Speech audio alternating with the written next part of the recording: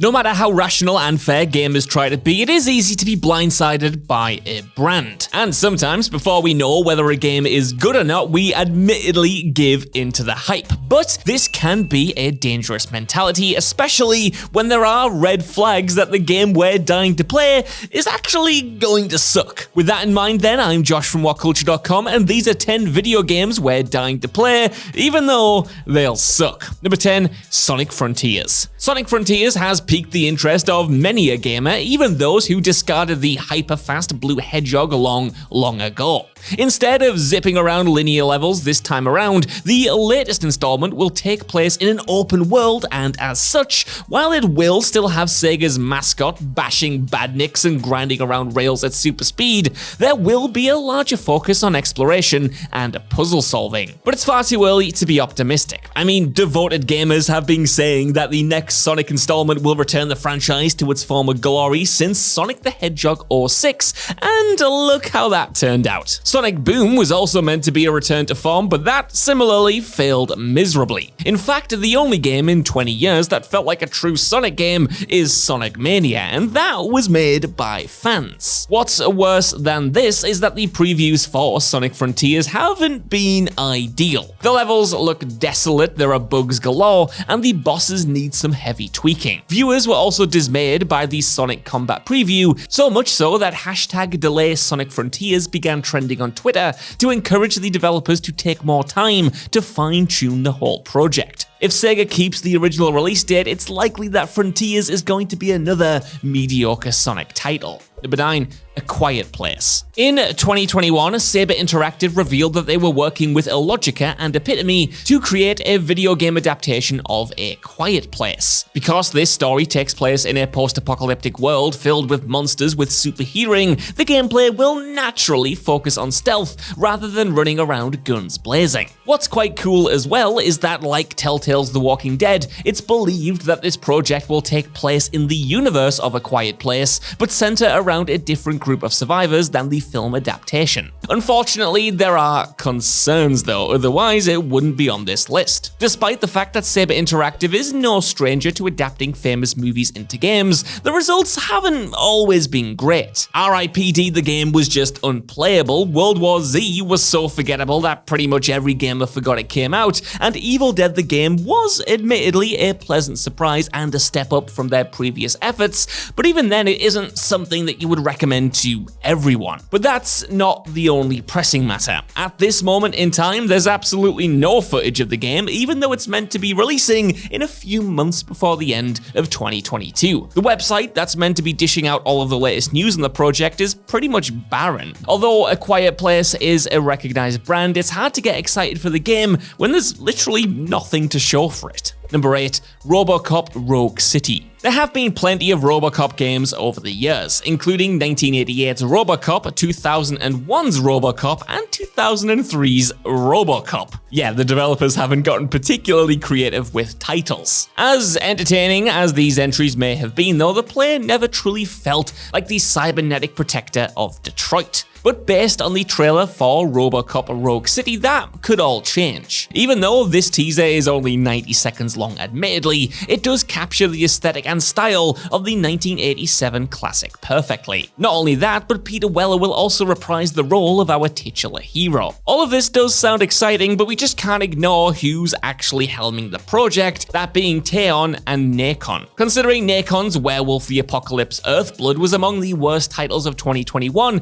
it doesn't look like this adaptation is in safe hands. Unfortunately, the other company isn't much better. Although this Polish studio has a history of developing games based on iconic films, they've mostly turned out abysmally. Rambo, for instance, is regarded as one of the worst games based on a film ever, though their last project, Terminator Resistance, was surprisingly decent and did get a cult following. Still, the odds are stacked against Rogue City, but fans, myself included, can't help but hope that this will finally be a good one. Number 7, Dead Island 2. Announced all the way back in 2014, this follow-up to the surprisingly successful original zombie brawler has had a tumultuous history to say the least, changing developers multiple times, with the third team, Dambuster, being brought in to reboot the project in 2019. Still, fans are excited to play the game just to see what all the fuss has been about. After all, the publisher clearly believes that this game could be a hit, otherwise they would have just cut their losses. And with nearly a decade of hype and intrigue,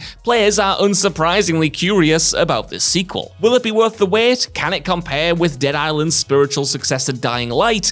Hopefully we find out sooner rather than later. Number 6, Avatar: Frontiers of Pandora. So, with the hype train fully loaded for James Cameron's sci-fi saga, now feels like the perfect moment for Ubisoft to release Avatar: Frontiers of Pandora. At least that was the idea. Gamers became skeptical when Ubisoft stopped releasing details about the project. These suspicions seemed warranted when the company announced in July 2022 that Frontiers of Pandora had indeed been delayed to 2023 or even 2024. Although this delay is frustrating, it could be regarded as a good sign since it shows the developers aren't rushing the title out just to tie it into a movie. But we must remember as well that Frontiers of Pandora is being developed by the same studio behind Avatar the game. Although we can hope that Ubisoft has learned the error of their ways, the lack of updates and the company's recent abysmal track record is anything but reassuring. Number 5, Forspoken. A potential new franchise from Square Enix, the game has a whole load of talent behind it, including writing credits from industry icons Amy Hennig and Gary Whitta.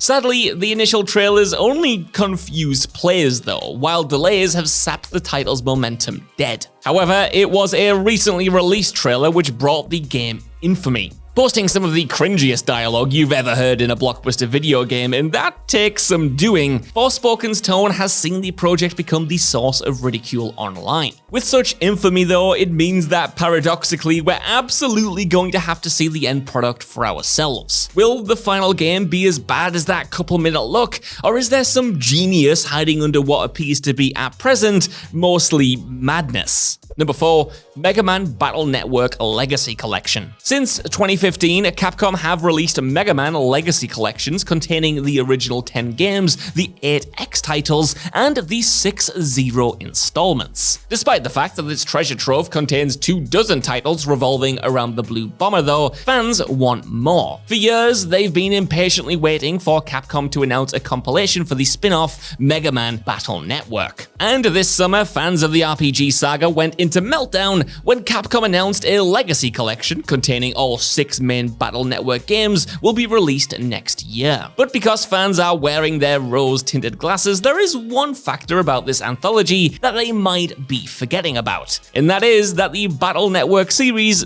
isn't that great. I mean, they're not bad, at least not in the traditional sense. The first 2 titles were positively received, earning a Metacritic score of 79% and 81% respectively, but the ratings for each sequel became noticeably lower, with the last installment receiving 63%. In fact, the last 4 sequels received the same assessment from virtually every critic, that being that it's just more of the same. It's not going to feel like you're playing 6 games, it's kinda going to feel like you're playing the same game 6 times. Number 3, House of the Dead 2 Remake. Although fans were excited about the House of the Dead remake, they were concerned how this zombie shooter would work on a console without a light gun peripheral. And the short answer is, it didn't really. Instead, each port of this rail shooter relied on analog controls of gyro controls, and while the latter isn't too bad of an experience, they were still too erratic and imprecise to make the gameplay enjoyable. Hell, I had to bust out the old PS Move controllers just to get a decent experience, and I, no joke, spent more time looking for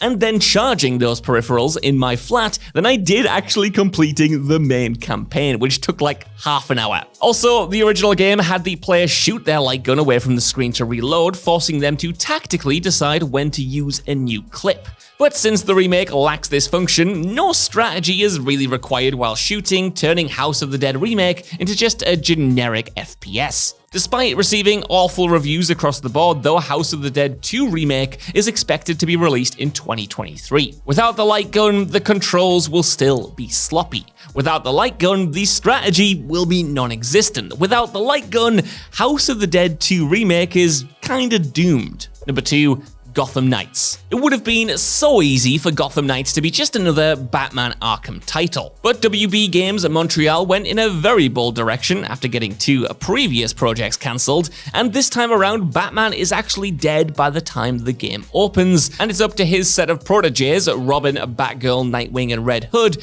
to safeguard the city. And honestly, this is a winning idea, as fans of the franchise love that the Bat family will finally take center stage for once in this game. And based on early promotions, it did initially seem like Gotham Knights could maintain the high standard of its forebearers, but that optimism quickly dissolved the moment we saw the game in action. The flying and combat sequences are so janky they kinda look like they take place in one of Scarecrow's hallucination sequences or something. Although bugs are to be expected before the game is ready, the developers are cutting it pretty tight, considering Gotham Knights is meant to be released in 2 months and has just gone gold. Number 1, Lord of the Rings Gollum. I mean, why focus on this character? There are so many heroes and villains in Middle-earth who could make for engaging protagonists with exciting gameplay opportunities, and to be polite, Gollum would not be high up on that list of candidates. Throw on top of this a bunch of delays as well as unconvincing trailers, and confidence in the project isn't at an all-time high. Still, we are absolutely going to play it because it's far too much of a strange concept to not want to see it for yourself. You just gotta know what sparked this pitch, what kind of shenanigans are we going to get up to, and how the hell are they going to craft a good story. We've just got to know, and you can bet that I'll be there day 1 when the game drops next year. So that's our list. I want to know what you guys think down in the comments below. Are there any games that I missed off here that you are a little bit worried about? And do you think that all of these titles,